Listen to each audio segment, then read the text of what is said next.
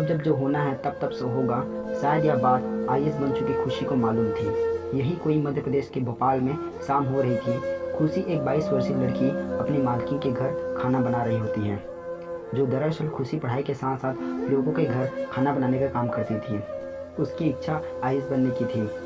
वो आज खाना बनाते बनाते मालकिन से पूछने लगती है कि मालकिन, आपके बेटे किस एग्ज़ाम की तैयारी कर रहे हैं। ऐसे में मालकिन का दिमाग घूम जाता है और वह खुशी को ज़ोरों से डांट कर यह नसीहत देती है कि तू अपना काम कर। आज खुशी का मन टूटा टूटा होता है, क्योंकि साथ में मालकिन ने यह भी कहा था कि जितना समय तू पढ़ाई करके बर्बाद करती है, उतनी देर में मेरे घर के साफ सफाई कर दिया कर, थोड़े पैसे और मिल जाएंगे तुझे और तेरे घर की आर्थिक स्थिति भी सही हो जाएगी। दरअसल मालकिन ने ये शब्द खुशी को व्यंग के रूप में कहे थे। अब खुशी काम से लौटकर घर आ जाती है और रोज की तरह रात में पढ़ाई कर सो जाती है और सुबह होते ही मालकिन के घर खाना बनाने निकल जाती है। लेकिन मालकिन के तेवर कुछ बदले बदले से होते हैं और खुशी से कहती है कि तुझे अमित से काम था क्या। अमित जो कि मालकिन का बेटा था, जो यूपीएससी की ही तैयारी कर रहा था, आज वो घर पर ही था। खुशी बोलती है, हाँ मालकिन, मुझे पूछना था कि अमित किस एग्ज़ाम की तैयारी कर रहे हैं।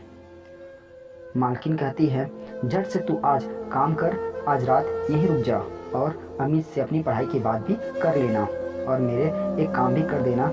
झट से खुश हो जाती है और मालकिन खुशी से कहती है कि आज तुझे 15 लोगों का खाना बनाना है, क्या तू बना देगी। खुशी झट से हाँ बोल देती है, क्योंकि उसे यूपीएससी की तैयारी के लिए कुछ किताबें चाहिए थी और मालकिन के बेटे अमित के पास कुछ किताबें थी जो यूपीएससी की तैयारी ही कर रहे थे और उसे पढ़ाई के लिए मांगने पर कुछ किताबें मिल जाएगी। अब देर रात हो चुकी थी। खुशी उन सभी 15 लोगों का खाना बना देती है और मालकिन से पूछती है कि अमित भैया को अब बुला दीजिए, मुझे उनसे कुछ पूछना है। लेकिन मालकिन का काम तो पूरा हो चुका था।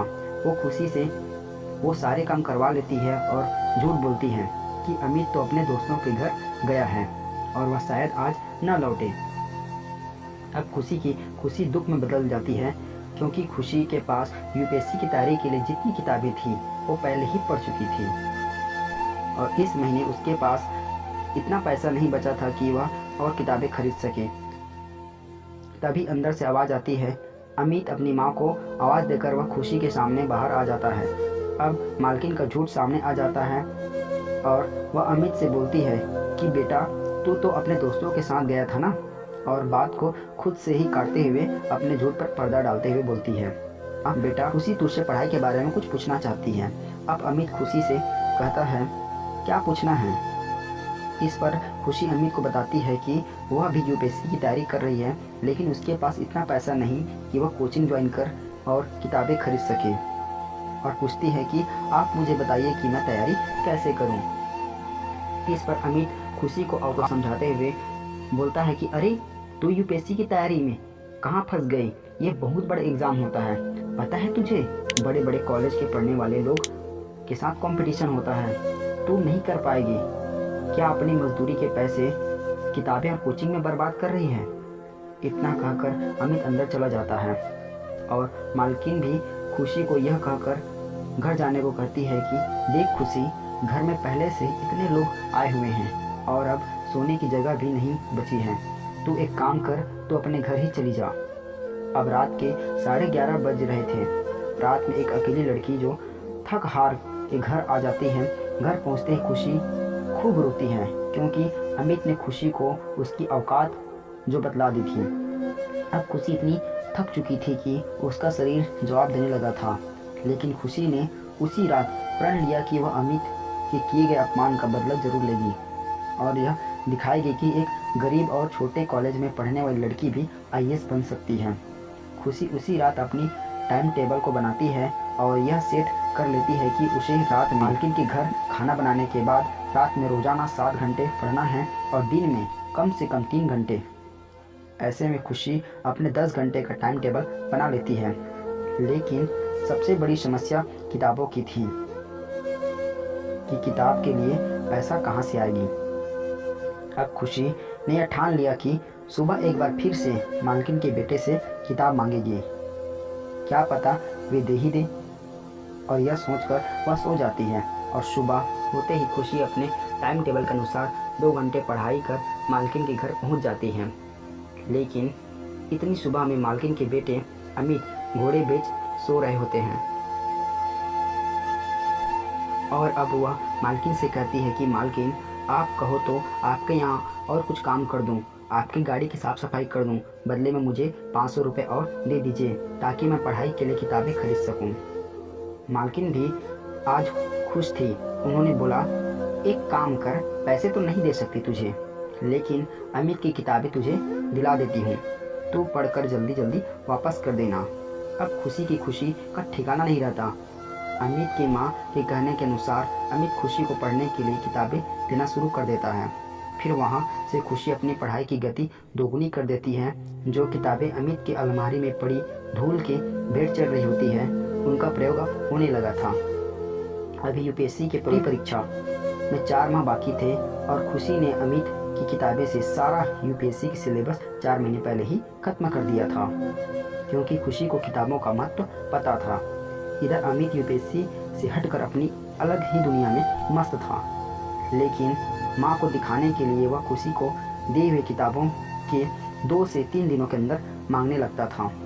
अब खुशी अपनी परीक्षा के लिए रिवीजन चालू कर दी थी। एक दिन वह खाना बनाते बनाते अमित से पूछती है, अमित भैया, आपकी तैयारी कैसे चल रही है? इतने में अमित आग बबूला हो उठता है और फिर से खुशी को उसकी औकात दिखाने में लग जाती है। लेकिन अब की वह खुशी पहले की खुशी नहीं थी जो 4 माह पहले किताब मांगते वक्त थी।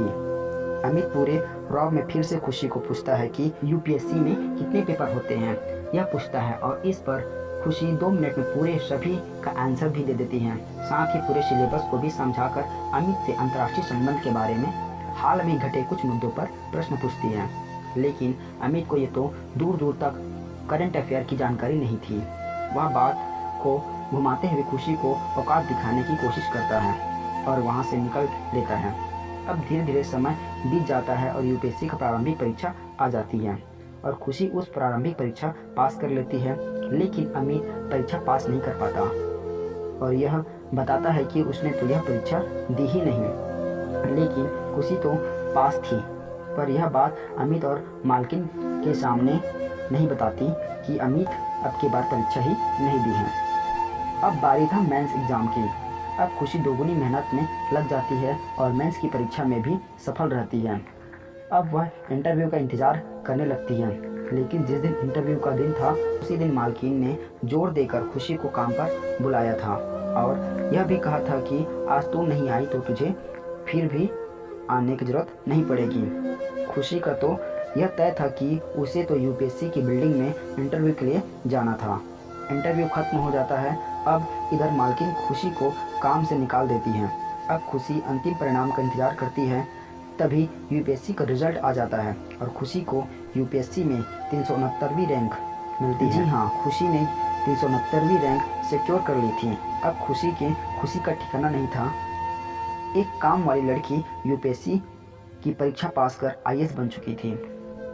अब खुशी की आईएएस बनने की खबर अमित के पास पहुंचती है तो वह भागा भागा खुशी के पास पहुंचता है और उसकी माँ भी उसके साथ आ जाता है। तभी अमित खुशी से उसकी पढ़ाई की स्ट्रेटजी पूछती है, लेकिन खुशी अमित और उसकी माँ के जैसी नहीं थी। बात बात पर औकात बताते थे। खुशी अपनी पढ़ाई की पूरी स्ट्रेटजी बताती है और लबसना में ट्रेनिंग के लिए निकल जाती हैं। आशा करता हूँ दोस्तों, खुशी की ज़िंदगी की ये महत्वपूर्ण पल आपको बहुत कुछ बेचैन कर देंगे, आपके लक्ष्य के प्रति आपको मोटिवेट कर देंगे। मुझे ऐसा है कि आप ये वीडियो देखने के बाद आप अपने में बहुत कुछ बदलाव करेंगे। अगर आपको ये वीडियो से कुछ सीखने को मिला हो तो आप इस वीडियो को अपने दोस्तों और परिवार वालों को ज़रूर शेयर करें और अपना प्यार दें। चलिए फिर मिलेंगे अगले वीडियो में। लिए धन्यवाद।